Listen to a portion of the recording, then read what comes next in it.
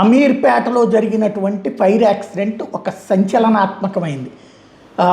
వెంటనే మంటలు ఆర్పగలిగారు కాబట్టి ఓకే. అమీర్పేటలో ఉండేటటువంటి అన్నీ కూడా భవనంలో చిన్న చిన్న ప్లేసెస్సే ఉంటాయి.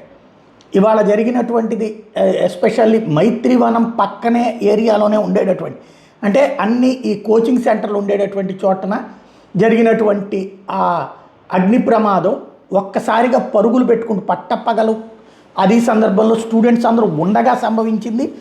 100 మందిని కాపాడారు, నిచ్చెనలు వేసి దించారు.